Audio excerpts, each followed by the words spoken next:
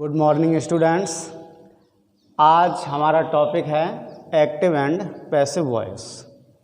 Active and passive voice एक बहुत ही महत्वपूर्ण विषय है और ये 12th और 10th दोनों ही क्लास में आते हैं और आगे चल के कॉम्पिटिटिव एग्ज़ाम में भी बहुत आते हैं। तो बहुत ही अच्छा टॉपिक है एक्टिव एंड पैसिव वॉइस। तो क्या होता है कि एक्टिव से पैसिव सिर्फ 8 टेंसेस की बनती है।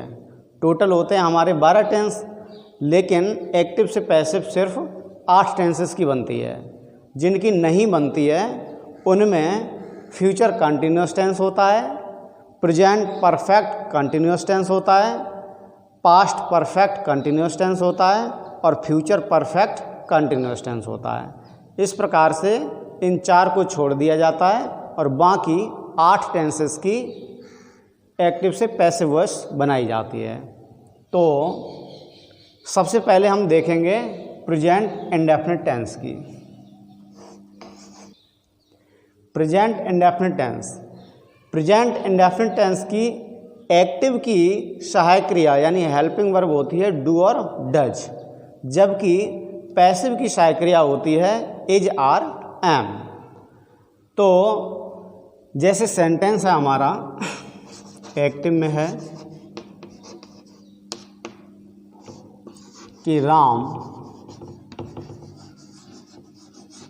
Reads a book. Ram reads a book. अभी ये वाक्य हमारा एक्टिव का है। एक्टिव वॉइस की पहचान ये होती है कि इसमें जो सब्जेक्ट होता है वो स्वयं ही काम को करता है, यानी वो डूअर होता है। अब हम जब इस वाक्य की पैसिव बनाएंगे, जब हम इसकी पैसिव बनाएंगे तो क्या होगा कि जो सब्जेक्ट है हमारा, सब्जेक्ट है यहाँ पर राम, ये आ जाएगा ऑब्जेक्ट के स्थान पर, यानी सब्जेक्ट को बदल देंगे ऑब्जेक्ट में, और जो ऑब्जेक्ट है हमारा वो आ जाएगा सब्जेक्ट के स्थान पर, यानी इसे हम सब्जेक्ट के रूप में आगे ले आएंगे। तो अब ए बुक आगे आएगा और ये प्रेजेंट इंडेफिनिट टेंस है जिसकी सहायक क्रिया पैसिव में होती हैं इज आर एम। तो ए बुक के अनुसार अब सहायक क्रिया लगेगी यहाँ पे इज, एक वचन है इसलिए। हमेशा याद रखें कि पैसिव बनाते समय वर्ब की थर्ड फॉर्म का प्रयोग करते हैं। चाहे किसी भी टेंस की पैसिव बनाइए तो हमेशा ही वर्ब की थर्ड फॉर्म का प्रयोग होता है, यानी रीड की थर्ड फॉर्म भी रीड ही होती है। अब जो सब्जेक्ट है वो पीछे आएगा और उससे पहले हम बाई का प्रयोग करेंगे, बाई राम। वाक्य बनेगा a book is read by Ram. पहले वाले का अर्थ है, एक्टिव का अर्थ है कि राम एक किताब पढ़ता है, और पैसिव में इसी वाक्य का हिंदी में अर्थ हो गया कि एक किताब राम के द्वारा पढ़ी जाती है। तो हम एक बार फिर समझेंगे। एक्टिव से पैसिव बनाते समय सब्जेक्ट को ऑब्जेक्ट और ऑब्जेक्ट को सब्जेक्ट में बदलते हैं। टेंस के हिसाब से सहायक क्रिया आती है। यहाँ टेंस चल रहा है आपका प्रेजेंट इंडेफिनिट टेंस, और प्रेजेंट इंडेफिनिट टेंस की सहायक क्रियाएँ होती हैं इज आर एम। जैसा कि हमारा अब सब्जेक्ट हो गया ए बुक, एक वचन है इसलिए हमने इज का प्रयोग कर दिया। हमेशा वर्ब की थर्ड फॉर्म का प्रयोग होगा। जब भी हम पैसिव बनाएंगे तो हमेशा वर्ब की थर्ड फॉर्म आएगी। तो रीड की थर्ड फॉर्म आ गई, रीड ही रहती है, रीड रेड रीड। और राम जो अभी यहाँ पर सब्जेक्ट है अब पीछे ऑब्जेक्ट बन के पहुँचेगा और उससे पहले बाई का प्रयोग होगा। तो अभी हमने देखा कि प्रेजेंट इंडेफिनिट टेंस की एक्टिव से पैसिव कैसे बनाते हैं। अब हम देखेंगे कि जैसा वाक्य एक्टिव का है उसी प्रकार से हमें पैसिव बनाना है। यानी अगर एक्टिव का वाक्य पॉजिटिव सेंटेंस का है तो पैसिव भी पॉजिटिव ही बनेगी। अगर एक्टिव का वाला वाक्य आपका नेगेटिव है तो पैसिव भी नेगेटिव बनेगी, और अगर एक्टिव वाला वाक्य इंटेरोगेटिव है तो पैसिव भी इंटेरोगेटिव बनेगी। एक उदाहरण और देखते हैं। जैसे सेंटेंस है हमारा कि he does not do his work. तो he does not do his work, ये वाक्य आपका नेगेटिव है, नॉट आई है। अब हम इसकी पैसिव बनाएंगे तो सब्जेक्ट है यहाँ पर ही और ऑब्जेक्ट है हिज, वर्क, तो इसे हम आगे ले आएंगे, हिज वर्क। अब हिज वर्क के अनुसार साइक्रिया आएगी, इज नॉट, इज के साथ नॉट लगा देंगे। अब वर्ब की थर्ड फॉर्म लगानी है, यहाँ पे मेन वर्ब है डू, और डू की थर्ड फॉर्म होती है डन। अब जो सब्जेक्ट आपका ही है वो पीछे आएगा, ऑब्जेक्ट बदल जाएगा, और उससे पहले हम बाई लगा देंगे तो हो जाएगा बाई हिम। ही की ऑब्जेक्टिव फॉर्म हिम होती है, तो वाक्य बनेगा his work is not done by him. तो ये वाक्य था निगेटिव का। अब हम देखेंगे अगला इंटेरोगेटिव का। अगला सेंटेंस है कि डू यू नो हिम। तो ये वाक्य आपका प्रश्नवाचक है, और प्रश्नवाचक बना है सहायक क्रिया डू से। हिंदी वाले वाक्य में जब सबसे पहले क्या आता है तो हम सहायक क्रिया को सबसे पहले लगा देते हैं। डू यू नो हिम, क्या आप उसे जानते हो, हिंदी में इसका ये अर्थ हुआ।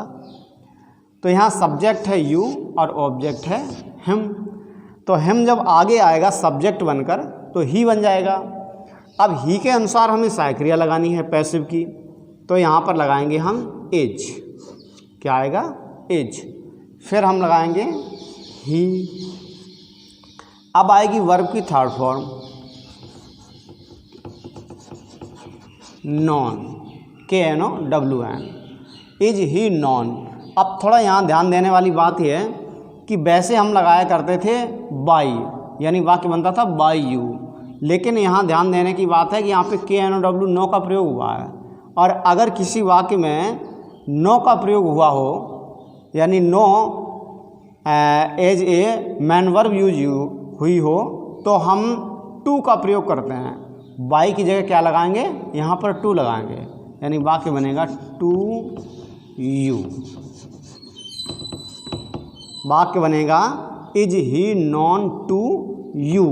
एक बार फिर ध्यान दें, अगर वाक्य में KNOW नो मुख्य क्रिया के रूप में आई हो, तो जब हम उसकी पैसिव बनाएंगे तो बाई के स्थान पर टू का प्रयोग होता है। ये बहुत ही इम्पोर्टेंट सेंटेंस है, और बोर्ड एग्जाम में कई बार ये वाक्य आ चुका है, तो थोड़ा आप इस पर ध्यान दें। इसी क्रम में अगला टेंस है आपका पास्ट इंडेफिनिट टेंस। तो पास्ट इंडेफिनिट टेंस की एक्टिव की सहायक क्रिया होती है डिड, और पैसिव की सहायक क्रिया हो जाती है वाज और वर। अगर हमारा कर्ता एक वचन है तो हम वाज लगाएंगे, और बहुवचन है तो हम वर का प्रयोग करेंगे। अब सेंटेंस है कि रमन इंसल्टेड मुकेश। तो यहाँ पर रमन सब्जेक्ट है और मुकेश ऑब्जेक्ट है। ऑब्जेक्ट को हम आगे लाएंगे सब्जेक्ट बनाकर, तो हो जाएगा मुकेश। अब मुकेश एक वचन है, इसलिए वाज और वर में से हम वाज का प्रयोग करेंगे। वर्ब की थर्ड फॉर्म, पैसिव में हमेशा वर्ब की थर्ड फॉर्म आती है, तो कर देंगे इंसल्टेड।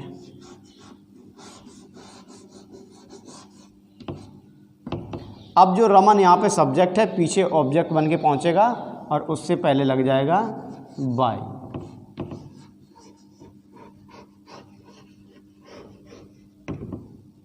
तो वाक्य बन जाएगा Mukesh was insulted by Raman. आगे देखेंगे। हाँ, तो अगला उदाहरण है हमारा कि Rekha did not learn a poem. Rekha ने एक कविता याद नहीं की। ये वाक्य हमारा नेगेटिव है। तो यहाँ पर सब्जेक्ट है रेखा और ऑब्जेक्ट है ए पोएम। तो ए पोएम को हम आगे ले आएंगे, ए पोएम। अब पैसिव का वाक्य है, तो ए पोएम के हिसाब से हम यहाँ लगाएंगे वाज नॉट। सहायक आएगी वाज नॉट, क्योंकि एक वचन है। वर्ब की थर्ड फॉर्म वर्ब है लर्न और थर्ड फॉर्म हो जाएगी लर्नड। लर्न।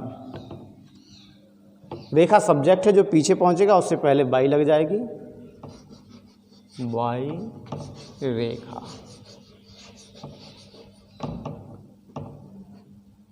तो वाक्य बनेगा हमारा a poem was not learned by Rekha. ये वाक्य हमारा नेगेटिव था। एक उदाहरण और देखते हैं। अगला उदाहरण थोड़ा ध्यान से देखें। वाक्य हु ब्रोक द चेयर, कुर्सी किसने तोड़ी। तो यहाँ हमें ध्यान देने वाली बात है कि इस वाक्य में हु का प्रयोग हुआ है और हु अपने आप में प्रश्नवाचक शब्द के साथ साथ सब्जेक्ट भी होता है, कर्ता भी होता है। ऐसा क्यों? ध्यान दें। हु ब्रोक द चेयर, कुर्सी किसने तोड़ी, और हम जिसके बारे में पूछ रहे हैं उसने ही कुर्सी को तोड़ा है, जिसे हम जानना चाहते हैं। और सब्जेक्ट की परिभाषा ही होती है कि जो काम को करे, जो काम को करे वो करता हुआ, यानी हम जिसके बारे में पूछ रहे हैं वही तो सब्जेक्ट है। तो यहाँ पर हु जो शब्द प्रयोग किया जाता है वो प्रश्नवाचक शब्द भी है और अपने आप में सब्जेक्ट भी है। तो हम क्या करेंगे, इस वाले वाक्य की जब पैसे बनाएंगे तो प्रयोग करेंगे बाई हुम। शुरुआत में ही आ जाएगा बाई हुम, यानी किसके द्वारा। फिर हम सहायक्रिया लगाएंगे वाज, फिर जो हमारा ऑब्जेक्ट है उसको हम लाएंगे द चेयर, और फिर हमारी मुख्य क्रिया की थर्ड फॉर्म आएगी ब्रोकन। प्रश्नवाचक चिन्ह लगा देंगे। वाक्य बनेगा by home was the chair broken. एक बार फिर ध्यान दें, अगर हमारे वाक्य में हु का प्रयोग किया गया है तो हम पैसिव बनाते समय बाई होम का प्रयोग सबसे पहले कर देंगे। इसका अर्थ होता है किसके द्वारा। फिर हम सहायक्रिया का प्रयोग करेंगे, यहाँ पर सहायक्रिया वाज का प्रयोग होगा, और फिर हमारा ऑब्जेक्ट आएगा, फिर मुख्य क्रिया की थर्ड फॉर्म आएगी। तो वाक्य बनेगा by home was the chair broken. तो आज हमने एक्टिव एंड पैसिव वॉइस की शुरुआत की है, जिसमें हमने पास्ट प्रेजेंट इंडेफिनिट टेंस और पास्ट इंडेफिनिट टेंस की एक्टिव से पैसिव बनाना सीखा है। तो कल हम सीखेंगे फ्यूचर इंडेफिनिट की और उसके बाद फिर सीखेंगे कंटिन्यूअस की। तो लगातार आपकी क्लास इसी तरह से जारी रहेंगी। आप लगातार वीडियो देखिए और घर पर खूब अध्ययन कीजिए। तब तक के लिए धन्यवाद।